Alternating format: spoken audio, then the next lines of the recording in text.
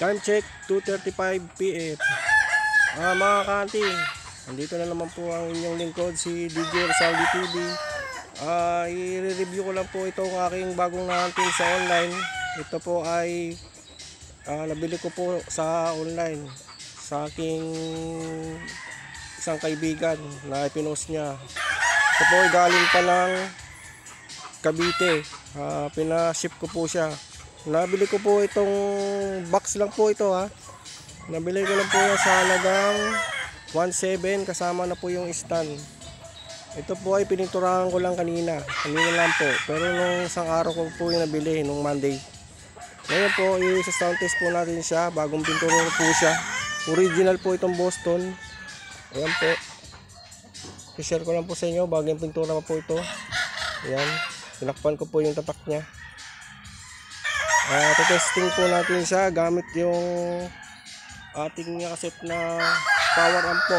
Yan, i-ano ko rin po sa inyo yan. Tatalakayin din natin yan. Pero bago ang lahat, sana po i-like nyo po ang aking page at subscribe po.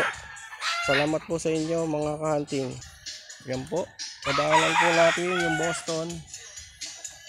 Yan, bagong pintura po yan. Ginawa ko lang po ng paraan yan. Dati pong powered yan. Alam niyo naman po tayo, mahilig sa mga kulikot-kulikot. Ngayon po wala po siyang speak on pa. Bahala ko po pumbutasan to. Tapos ito po, ang nilagay ko muna sa kanya. Yung galing dun sa isang box na speaker. Nakakabit na po yan. Saka nga pala, wala pa po kong tweeter yan. Ito po ang ginamit natin dito.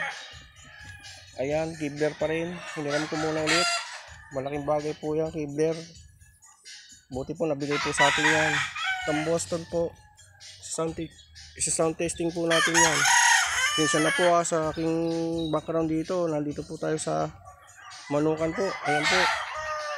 Ayan po. Kasi nagsisimula pa lang tayo. Ayan po. Kaya medyo pagpasensya nyo na po. Tapos po, ito po yung gamit kong power amp. Power amp po muna tayo. Ito po. Ayan, shout out sa aking TV. Yan po yung Kulin power amp po, MOSFET KMP 400 power amplifier. Ito po ay old model pero napakaganda po nito, napakatibay nito. Hindi namin po ang mga gumagamit ito kasi old model na po siya. Pero napakaganda po niyan. Ito po ay 2 channel lang. Gagamitin po nating mixer, iMix. Itong Kulin po ay nabili ko rin po sa online nung nakarang taon po. Ayan po, nakabili ko po siya sa murang halaga din po. KMP 400 power amplifier. Meron siyang float at ground. Ginagamit ko rin po siya minsan sa sub, minsan din po sa mid-high, gaya po niyan. Ayan, i-testing po din natin yan mga kahanap. Tapos po ang output power niya po 130 watts 8 ohms stereo, 200 watts 4 ohms stereo, 400 watts 8 ohms bridge, 500 watts 8 ohms bridge. Bali ang sensitivity niya ay 1.2 B RMS volts for 130 watts into 8 ohms. Ito po pala ay ginagamit ko po sa apat minsan na 500 watts po. Yan po sila. May ano po to, dalawa pong ano to.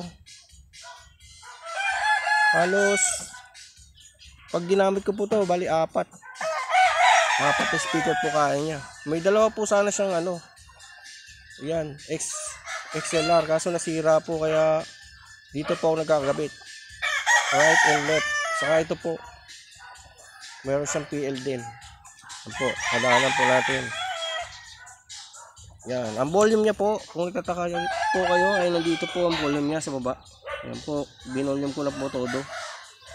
Yan po. Ito po yung volume ng ano na to. Meron sa isang exhaust fan. Napakalakas po yan. Parang style, ano rin po yan. Full sound. Sobrang lamig. Yan po, wala po natin. I-testing natin siya dito. Gamit ko po ay DVD lang muna ulit. Yan. Yan, naka-on na po yung ating iMix mixer. Ito pong nakarang binlag na rin natin. Dito po tayo kukuha. Gamit po ito wire jack. Yan, so lagyan natin ito dito kasi pwedeng ilagay din natin dyan yung cellphone. Kailangan po natin ulit ang kulin. Bibigyan ko po kayo ng option sa power amp na to. Maganda rin po siya mga kahanap, mga idol. Kasi bira lang po mag-post ng ganitong power amp. Nung nag-search ako, ilan lang po kami nitong nag-post nito. I-share ko po sa inyo kung paano siya paganahin dun. Sobrang lakas po nun. 700 to 800 watts po yun. Ito pong isa ay nasa 500 watts lang. Pero sa share na natin. Yan po. Tapos po, ayan po, ikakabit natin dito. Itong DVD. Galing dito. Yan. Puti at itim. Ay pula. Sorry. Lalagay po natin siya dito sa source natin ulit. DVD. Pin natin dito. Yan. Red and white. Yan. Galing po sa DVD yan. Dito po ang pinakano niyan. Yan. Tapos po ito out natin ay PL din. Left, puti, right, red. Yan po mga kahanap. Dito po natin sa salpak. Yan. Naka PL type din po. Dito yung left. Dito yung right. Yan. Salpak po natin yan. Ayan. Ito. Okay.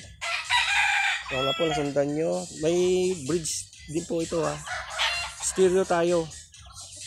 Stereo saka bridge lang po ito eh. Wala itong low bypass low. Pero napakatibay po nito. Ayan. Ayan natin ang ating power amp.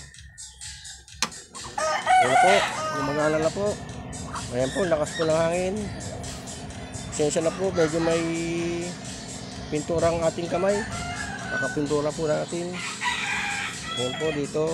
Ayan ang dati. Volume natin sa magit 0 lang. Gitna ng 0.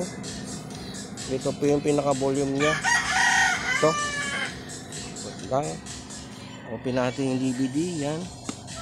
Play po natin. Yan po. May nagpapadugtog po sa kabila.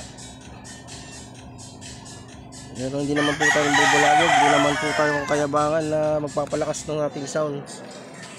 Dapat po ay normal lang po tayo. Mayroon po maging mayabang. Ito po. Volume natin. Yan po. Yan po. Yan po yung ating restore. Yan. Ito po. Ito yung ating symbol po. Boston po yan. Pero yung load niyan Liuts po na 700 watts. Wala pa pong tweeter yan. Kasi iba po yung ano yan. Hindi po di trade yan. Hindi po di Roscas trade po. Kaya bibili pa tayo ng ano po yan. Nag-ipon pa po tayo. Or mga hunting na lang tayo ulit sa ano. Yan po. Ito na. Dito na tayo. Ngayon po. Volume natin.